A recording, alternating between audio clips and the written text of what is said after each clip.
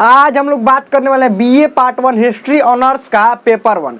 Paper 1 का ये chapter 2 है और चैप्टर 2 का ये भाग 5 है। अगर भाग 4 तक अभी तक आप नहीं देखे हैं तो उसका लिंक इसी वीडियो के नीचे डिस्क्रिप्शन में दिया गया, वहाँ से देख सकते हैं, या इसी चैनल पर प्लेलिस्ट बना हुआ है वहाँ से भी देख सकते हैं। आपको पता है कि हम लोग किस चीज़ के बारे में पढ़ रहे थे? प्राचीन भारतीय इतिहास अध्ययन के स्रोत के बारे में पढ़ रहे थे।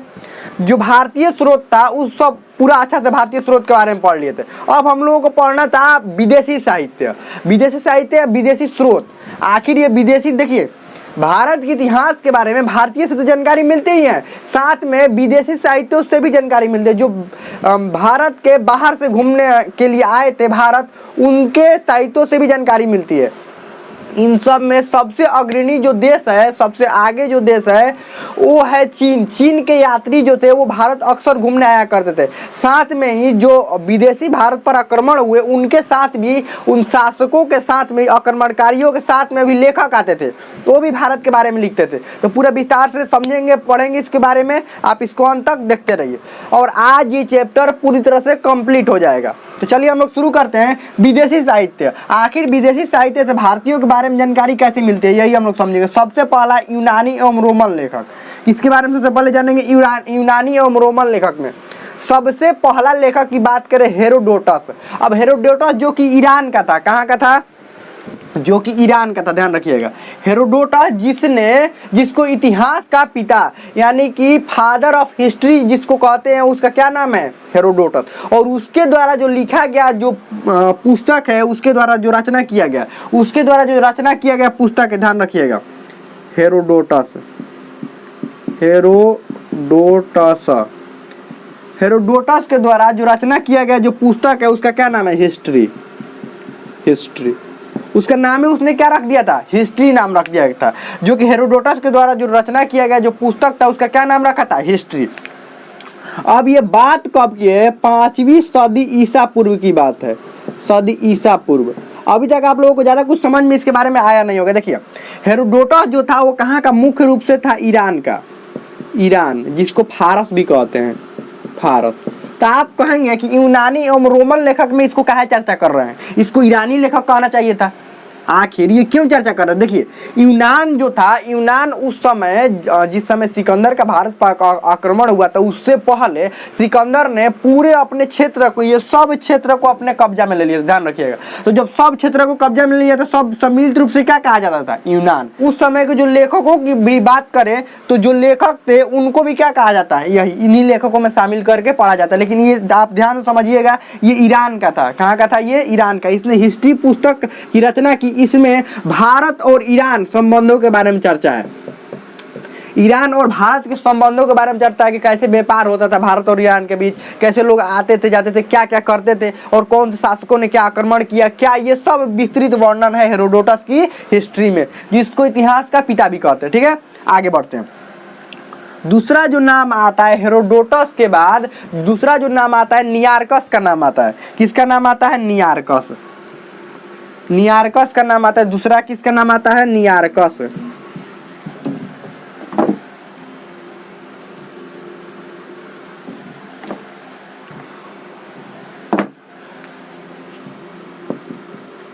नियारकस। अब नियारकस कौन था? नियारकस कौन था? जब सिकंदर का आक्रमण हुआ, जब सिकंदर का आक्रमण भारत में हुआ, इस भारत वाले क्षेत्र में, इसी क्षेत्र में अभी तो सिकंदर था, जब आक्रमण हुआ तो वो अपने साथ, देखिए एक बात समझिए, प्राचीन समय के जो भी राजा होते थे, जो भी लड़ाई करते थे, शासक होते थे, अपने साथ क्या क्या लेकर चलते थे, ये ध्यान से समझिएगा। अपने साथ प्राचीन भारत के जो राजा, भारत के नहीं, जो विदेशी शासक होते थे वो भी क्या क्या साथ लेकर चलते, जो बड़े शासक होते थे क्या क्या साथ लेकर चलते। देखिए उनकी तो वो तो अपना सेना लेकर चलते थे, साथ में अपना राशन, खाना पानी की व्यवस्था, सब राशन साथ में लेकर चलते थे।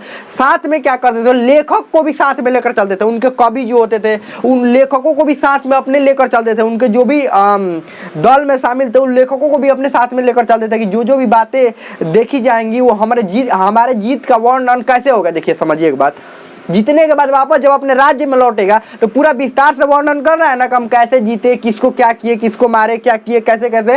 तो इन सबका विस्तृत वर्णन सब कौन रखता था? लेखक। तो ये नियारकस जो आया था ये सिकंदर के साथ आया था। किसके साथ आया था? सिकंदर के साथ।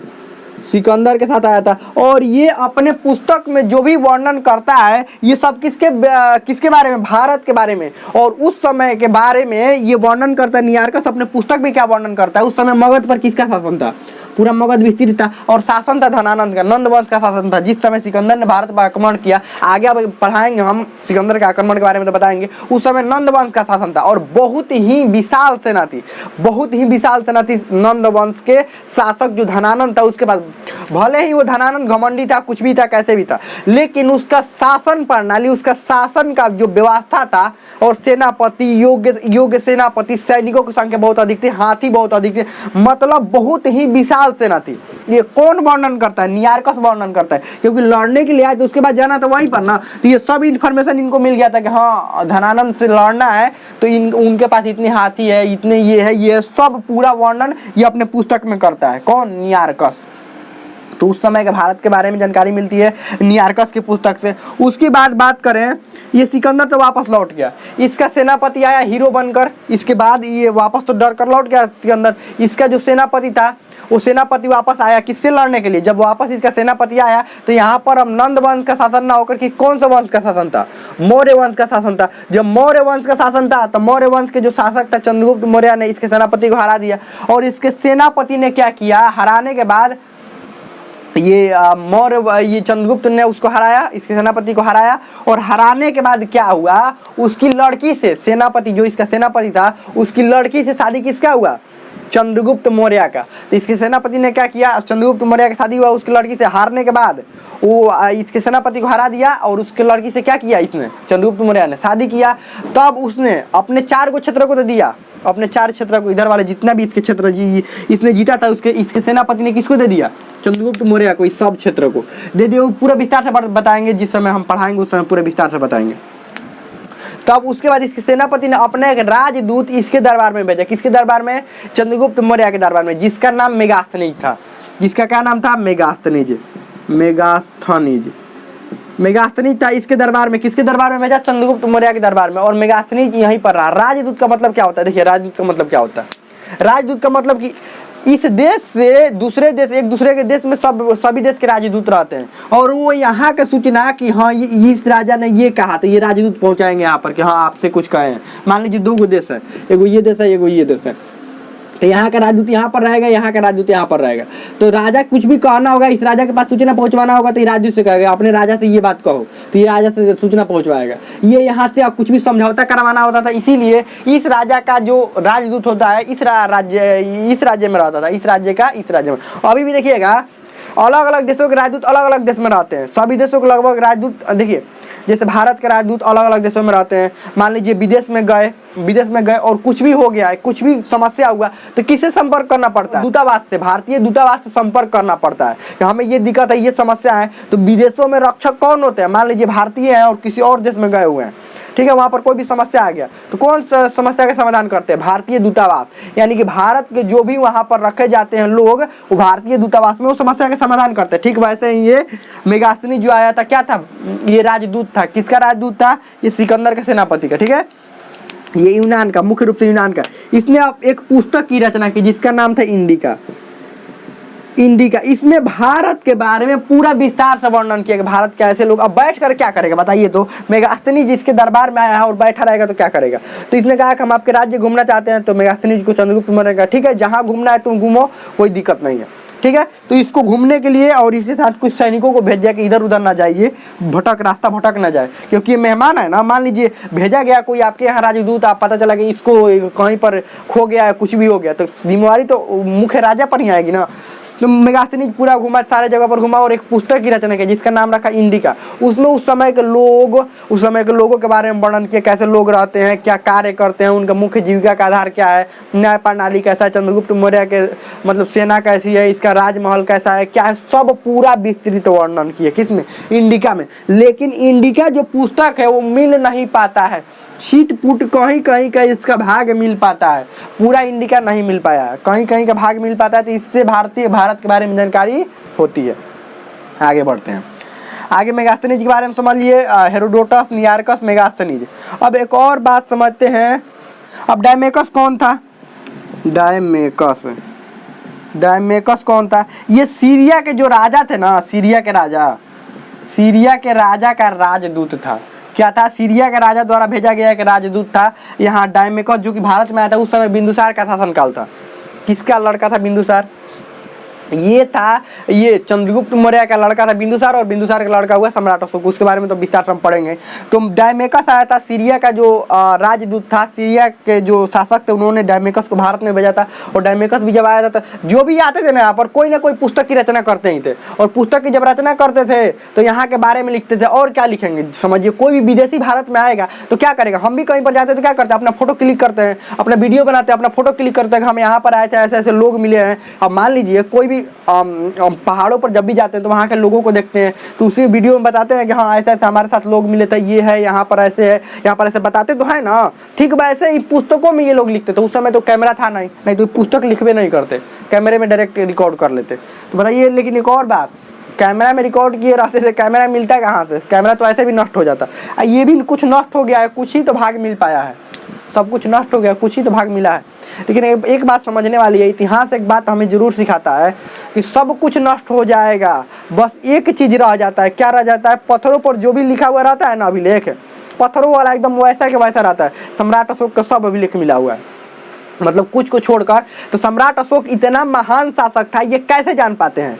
अगर अभिलेख हमें नहीं मिला होता तो क्या सम्राट अशोक के बारे में जानते? नहीं जानते। सब कुछ नष्ट हो गया है, उसका राजमहल, उसका सब कुछ, जितनी पुस्तकें थी, सब कुछ नष्ट हो गया है। कैसे नष्ट हो गया है? सब कुछ उसका जब साम्राज्य खत्म हुआ था, धीरे धीरे सब कुछ नष्ट हो गया है। लेकिन बचा क्या है? उसका अभिलेख, जो भी पत्थरों पर। अब अभिलेख पर कितना बारिश हो, पानी हो या मिट्टी डाला जाए, कोई असर पड़ेगा उस पर? वो तो दब जाएगा नीचे। लेकिन बाद में हजारों सालों के बाद भी उसकी उत्खनन करवाने के बाद फिर वो ऐसा ही रहेगा। तो यही एक इतिहास से सीख मिलता है कि क्या हमें बच जाता है? पत्थरों पर जो भी लिखवाएंगे समझिए को बच जाएगा। जो भी लिखवाना होगा वो पत्थरों पर लिखवाएंगे तो बच जाएगा। चलिए आगे बढ़ते हैं। यूनान लेखक के बारे में, रोमन लेखक के बारे में सब समझ लिए, सीरिया के थे, इनके बारे में सब समझ लिए। अब समझते हैं चीनी यात्रियों का विवरण। जो चीन के यात्री थे इनके बारे में थोड़ा समझ जाते हैं। चीनी यात्री कैसे थे, क्या थे? चीनी यात्रियों में सबसे पहला नाम आता है फरिहान का। फरिहान, ये 5वीं सदी में आया था। 5वीं सदी में आया था, ध्यान रखिएगा। कब आया था ये? 5वीं सदी में। उस समय शासनकाल किसका था? ध्यान रखिएगा, शासनकाल था चंद्रगुप्त द्वितीय। चंद्रगुप्त द्वितीय का शासनकाल था, जिसको विक्रमादित्य कहते हैं। विक्रमादित्य कहते हैं। जब फरिहान यहाँ पर आया अपने पुस्तकों की, जब देखिए ये फरिहान था चीनी यात्री, समझिए फरिहान चीनी यात्री आया था। चीन से कहाँ पर आया था? भारत में घूमने के लिए। क्यों भारत में घूमने के लिए आया था? इसका उद्देश्य क्या था? हम समझिए, ये एक बौद्ध भिक्षुक था। क्या था? बौद्ध भिक्षुक, बौद्ध धर्म का समर्थक था। तो आया था, देखा था कि देखिए गौतम बुद्ध के अधिक समय बिहार वाले क्षेत्र में ही बिताया ना, बिहार भारत में ही बिताया, समझिए अधिक समय इसी क्षेत्र में बिताया। तो ये देखना चाहता था कि गौतम बुद्ध के जहाँ जहाँ समय बीता हुआ है वो सारे क्षेत्रों, क्योंकि इसके लिए तो जो गौतम बुद्ध थे वो गौतम बुद्ध के ये देखना चाहता था कि हाँ ये कहाँ कहाँ से रहे हैं क्या। क्योंकि देखिए बौद्ध धर्म के जो लोग होते हैं उनके लिए पवित्र स्थल कौन सा होता है? कौन सा उनके लिए पवित्र सबसे स्थल है? जहाँ जहाँ पर महात्मा बुद्ध गए हुए हैं, उनके मंदिर जहाँ पर है, सब उनके लिए पवित्र स्थल है। तो ये पवित्र स्थलों को घूमना चाहता था, और जो भी साहित्य लिखे हुए हैं उस क्षेत्र में, बौद्ध धर्म के साहित्य, उनको ढूंढना चाहता था। तो आया भारत में, और जो भी बौद्ध धर्म से संबंधित जो भी क्षेत्र थे उन क्षेत्रों को क्या किया? ये घूमा। और ये चंद्रगुप्त जो द्वितीय था, चंद्रगुप्त द्वितीय जो था वो गुप्त वंश का शासक था। चंद्रगुप्त द्वितीय के दरबार में भी गए। तो चंद्रगुप्त द्वितीय जब दरबार में फरिहान गया, चंद्रगुप्त द्वितीय के दरबार में, तो चंद्रगुप्त द्वितीय ने इसका बहुत अच्छा स्वागत किया, ध्यान रखिएगा। और ये फरिहान पूरा अच्छा तरह से जहाँ जहाँ इसको घूमना था, बौद्ध धर्म के जो भी स्थल था, सारनाथ, बोधगया, लुम्बिनी, ये सारे जगहों पर पूरा विस्तार से एकदम घूमा। उसके बाद अपने पुस्तक की रचना किया, फिर वापस कहाँ पर लौट गया? अपने देश चीन लौट गया। तो उसके साहित्यों से भी हमें जानकारी मिलता है भारत के बारे में। उस समय चंद्रगुप्त मौर्य का शासनकाल कैसा था, उस समय के लोग कैसे थे, उनके जीवन कैसा था, ये सब पूरा विस्तृत वर्णन किया फरिहान ने। उसके बाद फरिहान के बाद आता है कौन? इधर मिटा देते हैं, इधर इसको लिख लिया ना, लिख लीजिए, इसके बाद मिटाते हैं हम इसको। फरिहान के बाद आया कौन? फरिहान के बाद आया, फरिहान लिख लेते हैं, फरिहान। फरिहान के बाद आया वेनसांग। फरिहान, फरिहान के बाद आया कौन? वेनसांग। वेनसांग, फरिहान के बाद आया वेनसांग। ये भी चीनी यात्री था, ये 7वीं सदी में आया था। 7वीं सदी में उस समय जो शासक था वो था कौन? हर्षवर्धन था। हर्षवर्धन, हर्षवर्धन। अब बताइए इसका उद्देश्य क्या होगा? इसका उद्देश्य था बौद्ध धर्म स्थानों को घूमना, बौद्ध स्थलों को घूमना। इसका भी सेम टू सेम यही था उद्देश्य कि बौद्ध स्थलों को घूमा जाए। ये भी बौद्ध भिक्षुक था, बौद्ध धर्म को मानता था, तो बौद्ध स्थलों को घूमना चाहता था। ये देखना चाहता था महात्मा बुद्ध कहाँ कहाँ पर आए हैं, कहाँ यात्रा किए, क्या किए, ये सारे जगहों पर घूमा। सारनाथ, लुम्बिनी, बोध गया, ये सभी जगहों पर ये पूरा विस्तार से घूमा। ठीक है। और हर्षवर्धन ने भी इसका उस समय का शासक हर्षवर्धन था। जो भी विदेशी लोग आते थे राजा अच्छा से स्वागत करते थे कि हाँ विदेश भारत घूमने आए हैं तो अच्छा से। वैसे भी क्या माना जाता है? अतिथि देवो भव माना जाता है। अतिथि संस्कृति क्या है? हम लोगों की संस्कृति क्या है? क्या हम लोग मानते हैं? अतिथि देवो भव, यानी कि अतिथि को अच्छा से एकदम स्वागत करते हैं। कोई समस्या अतिथि को ना होनी चाहिए। प्राचीन समय से ही भारत की परंपरा रही है अतिथि देवो भव। तो ये बात ये था कि हर्षवर्धन ने भी इसका बहुत अच्छा से स्वागत किया वेनसांग का। और ये वेनसांग के नेतृत्व में बौद्ध सभाओं का भी आयोजन करवाया। कौन? वेनसांग। तो वेनसांग बोल रहे हर्षवर्धन। और इसने भी अपने पुस्तकों की रचना की और भारत के बारे में बातें लिखी। उसके बाद तीसरा कौन? ईत्सिंग। तीसरा ईत्सिंग। और नालंदा विश्वविद्यालय के, देखिए नालंदा विश्वविद्यालय को भी बहुत अच्छा से घुमा था ये वेनसांग। और ईत्सिंग, अब ईत्सिंग ये भी कहाँ का? चीन का ही यात्री था। इसका भी उद्देश्य सेम टू सेम वही था। ये सब आ रहे हैं बौद्ध स्थान घूमने के लिए। और ये नालंदा विश्वविद्यालय को खास कर घूमा क्योंकि नालंदा विश्वविद्यालय में बौद्ध धर्म की शिक्षा दी जाती थी। देखिए बौद्ध धर्म के नहीं, बाकी अन्य चीज़ों की भी शिक्षा दी, आयुर्वेद की शिक्षा दी, बहुत चीज़ों की शिक्षा दी जाती थी, लेकिन साथ में बौद्ध धर्म की भी शिक्षा दी जाती थी। तो ये नालंदा भी घूमा, सारे जगह पर घूमा। और ये 7वीं सदी के अंत में आया था। 7वीं सदी के अंत में आया था। तो इनकी पुस्तकों से भी जानकारी मिलती है भारत के इतिहास के बारे में। अरबी यात्री की बात करें, 2 गो अरबी यात्री के बारे में बात करते हैं। तो देखिए वो अरबी यात्री ऐसे कोई खास प्रमाण मिला नहीं है। 11वीं 12वीं सदी के 2 गो यात्रियों के बारे में मिला हुआ है। एक अल्बेरुनी के बारे में, अल्बेरुनी, और एक इब्न बतूता के बारे में, इब्न बतूता के बारे में मिला हुआ है। ये 2 गो अरबी यात्री, ये 2 गो यात्री थे जिनके बारे में उस क्षेत्र से आए हुए थे, जिनके पुस्तकों से भारत के इतिहास के बारे में जानकारी मिलता है। तो ये हो गया विदेशी साहित्य से भारतीय इतिहास के बारे में जानकारी। अभी चैप्टर अभी तक स्टार्ट नहीं हुआ। ये मत सोचिए कि कुछ समझ में नहीं आ रहा है, ये नहीं हो रहा है, वो नहीं हो रहा है। अरे कैसे समझ में आएगा? अभी तो चैप्टर स्टार्ट नहीं हुआ है। अभी चैप्टर कहाँ स्टार्ट हुआ है? अभी तो स्रोत के बारे में। लेकिन हाँ ये महत्वपूर्ण है, ये मत समझ लीजिएगा महत्वपूर्ण नहीं है। यही तो चैप्टर स्टार्ट होता है, ये मतलब हो गया है, लेकिन अभी तो स्रोत पढ़ रहे हैं ना। जैसे मूवी चलता है ना, पहले के मूवी में, पहले की हिंदी मूवी देखते होंगे तो उसमें क्या होता था? पहले हीरो का नाम लिखा जाता था, फिर डायरेक्टर कौन, म्यूजिक कौन उसमें डाले हैं, कौन सिंगर है, क्या क्या, एकदम शुरू में एकदम चलता रहता था। तो शुरू में समझ में आता था कुछ, शुरू में मूवी क्या समझ में आएगा? वो तो डायरेक्टर का नाम लिख रहा है, ये भी वैसा ही है। डायरेक्टर का सब नाम लिखा जा रहा है, समझ लीजिए कौन डायरेक्टर है, कौन क्या किए हैं, कैसे कैसे पूरा नाम लिखा जा रहा है। इसीलिए ये स्रोत, देखिए स्रोत नहीं उतना समझ में आते हैं। भारतीय इतिहास के जो भी या कोई भी इतिहास का स्रोत है, पहले पढ़ेंगे ना, पहले स्रोत पढ़ना पड़ता है, लेकिन समझ में नहीं आता है। क्यों नहीं समझ में उतना आएगा? क्योंकि अभी चैप्टर नहीं चालू हुआ है। जैसे मूवी में सिर्फ शुरू में क्या होता है, हिंदी फिल्म, पहले वाला हिंदी फिल्म देखिएगा तो उसमें डायरेक्टर, मूवी का नाम लिखेगा, डायरेक्टर का नाम लिखेगा, जो प्रोड्यूसर होंगे उनका नाम लिखेगा, जो हीरो होंगे, जो साइड एक्टर होंगे उनका, जो सिंगर होंगे, जो डांसर उसमें होंगे, जो और भी डायरेक्टर जो भी रहते हैं, उस सबका शुरू में नाम लिखता था। तो क्या शुरू में समझ में आता था? मूवी नहीं चालू हुई तो समझ में क्या आएगा? वैसे ही अभी मूवी कहाँ चालू हुआ? ये तो डायरेक्टरों का नाम लिखा जा रहा है।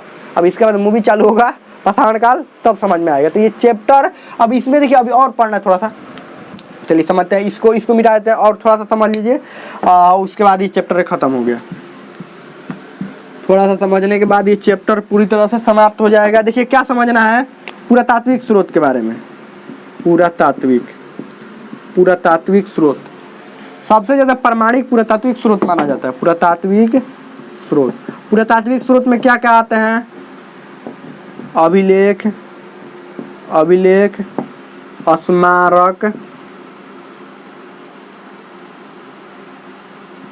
स्मारक, सिक्का, चित्रकला,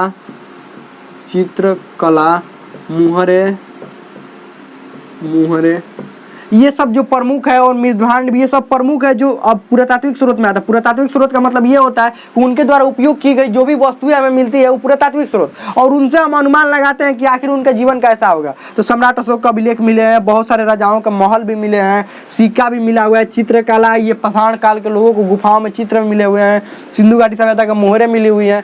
तो ये सब के बारे में वर्णन तब होगा जब हम लोग चैप्टर पढ़ेंगे, उसमें विस्तृत वर्णन होगा, उसमें अच्छा समझ में आएगा। तो पुरातात्विक स्रोत के बारे में उसमें वर्णन है। अब पूरा चैप्टर ये कंप्लीट हो गया। अब इसका हम लोग ऑब्जेक्टिव क्वेश्चन देखेंगे, उसके बाद सब्जेक्टिव क्वेश्चन देखेंगे। तो हमें तो समझ में आ गया होगा। इसमें कोई भी डाउट हो, कोई भी क्वेश्चन हो, आप कमेंट में पूछ सकते हो, हमें तो समझ में आ गया होगा।